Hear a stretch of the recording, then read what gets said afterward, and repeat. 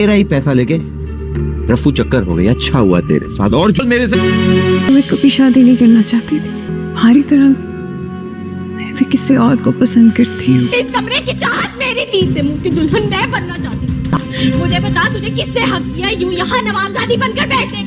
मुफाद परस्त ड्रामे के आने वाले एक साथ तो बहुत ही ज़्यादा इंटरेस्टिंग होती हुई नजर आ रही हैं। अब आप लोग देखने जा रहे हैं कि ये महरू कि अब जैन को अपनी बातों में उलझा रही है। उसे लगता है कि वो जैन को अपनी बातों में उलझा कर जैन से उसका सब कुछ हासिल कर लेगी, लेकिन वो सब कुछ हासिल करके भी महरू के किसी काम नहीं आएगा, क्योंकि महरू जिस तरह जैन और उसकी माँ को धोखा दे रही है वैसे ही उसके साथ भी धोखा होगा।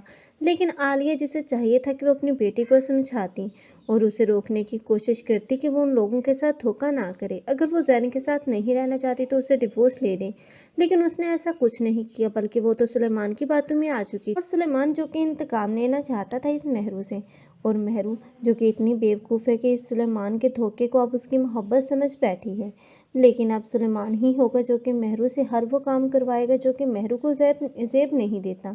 महरू जो कि अब उसकी सास भी जानती है कि महरू एक मफाद परस्त लड़की है, लेकिन वो अपने बेटे के सामने बेबस और मजबूर नज़र आ रही है, क्योंकि उसका बेटा जो कि अब महरू के इश्क में ही पागल हुए जा रहा है। वो एक नफसियाती और पागल इंसान है, और महरू ने तो उसे और भी ज़्यादा पागल कर दिया। अब तो महरू उसे बार बार धमकी देगी कि अगर उसने ये सब कुछ ना किया तो वो उसे छोड़कर चली जाएगी, और वो महरू को अपने पास रखने के लिए हर वो काम करेगा जिससे महरू को फ़ायदा हासिल हो।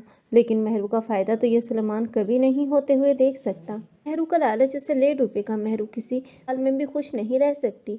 लेकिन महरू के बाप की बहुत जल्द डेथ होती हुई नज़र आएगी, जिसके बाद ये महरू और आलिया इन दोनों के साथ बहुत ही बुरा होता हुआ नज़र आएगा। लेकिन यही सारा होगी जो कि इनको सपोर्ट करेगी और अपने बाप से रकम लेकर इनके मुंह बंद करेगी। लेकिन ये दोनों ही माँ बेटियाँ हैं जिनका लालच तो कभी कम होगा ही नहीं।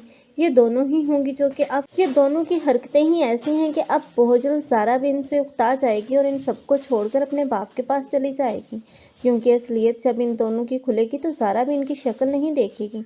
तब ये दोनों ही होंगी जो कि रोड पर आ जाएंगी। आप लोगों को ये ड्रामा कैसा लग रहा है और कौन कौन महरू का अंजाम बुरा देखना चाहते हैं, कमेंट सेक्शन में अपने कीमती राय के इज़हार लाजमी करें।